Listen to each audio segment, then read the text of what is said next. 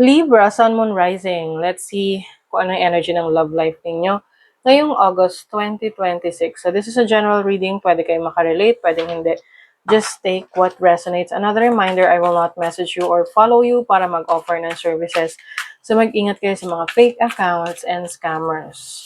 Kung gusto nyo ng private reading, just go to my website, mysticqueenph.com, or you can book directly sa aking calendar.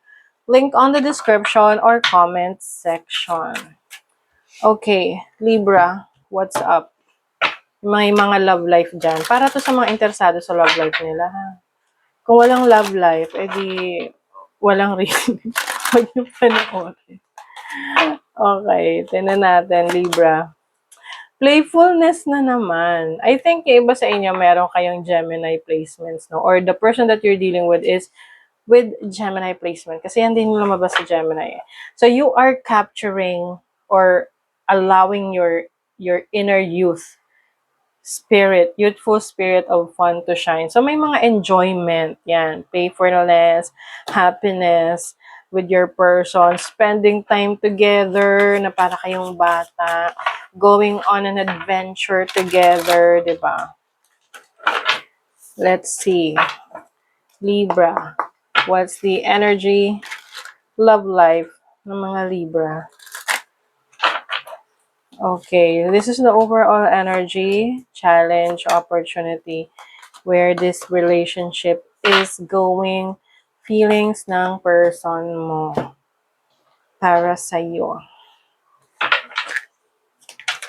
I think yung iba sa inyo, kung matagal na kayo sa relationship, yung tipong medyo hindi na kayo nagsispend ng time together, mas, kumbaga parang babalikan nyo yung mga dati yung mga adventure feelings niya. Okay. Let's take a look at the cards. Okay, this is the overall energy. Ace of Swords. Communication. This is good news as well. So maaring merong good news sa relationship ninyo. Let's say merong good news sa side ng partner mo or may good news sa side mo. Kaya meron kayong i-celebrate. You will have fun time together. This is also communication. So maaring mas may time kayo na mag-usap ngayong August. Now, your challenge is the Empress. Okay.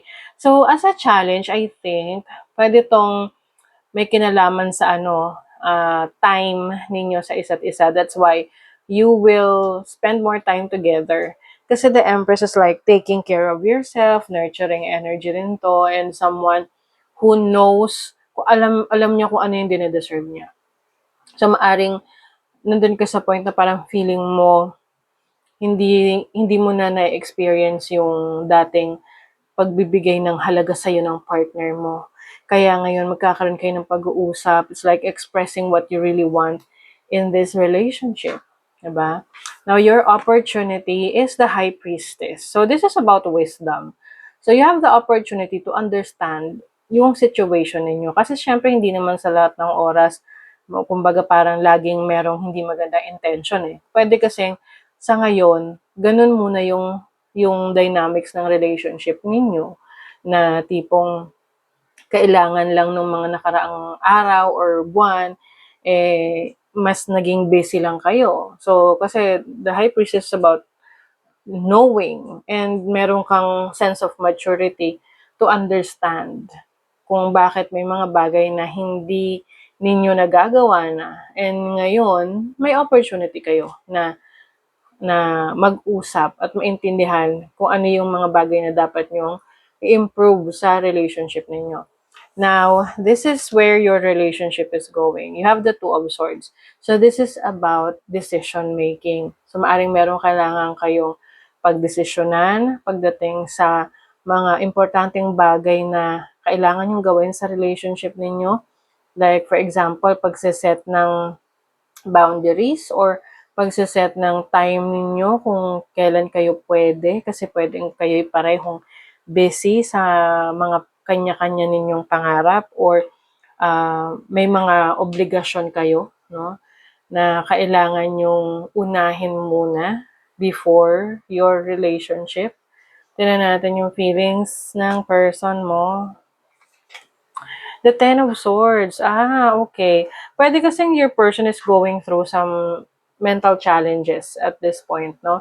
Pwedeng may sarili siyang issues or pwedeng feeling niya parang hindi siya naiintindihan. So, kaya kailangan yung mag-usap, okay? And mag-decide kung ano yung actions na dapat nyong gawin para hindi umuwi, hindi humantong or mauwi sa paghihiwalay. Kasi posible rin yun, no? Feelings ng person mo. Won't let you know that I do adore that smell of your hair and the whole you. Oh. So, ibig sabihin nito, your person still knows yung mga small details tungkol sa iyo. Pwedeng sa ngayon, no, kung yan ang nararamdaman niya, feeling niya, baka meron kang mga nasasabing masasakit na salita sa kanya na parang feeling niya hindi mo na siya naiintindihan.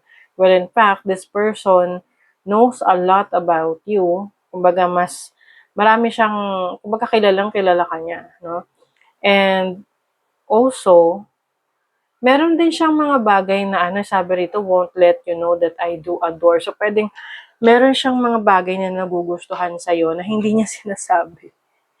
Oo. For some reasons, ayaw niyang sabihin. But, I think this person knows the details about you. Kumbaga parang pinagmamasdan ka niya, alam niya, kahit hindi mo alam niya. Parang ganon. Na, kahit hindi mo alam na alam niya, alam niya. You get what I mean? So, yeah, I think importante rito yung opportunity ninyo to understand each other and to trust each other in this relationship at magkaroon kayo ng desisyon na makakabuti para sa relationship ninyo. Okay? So, that is your reading, Libra. Thank you so much. See you again.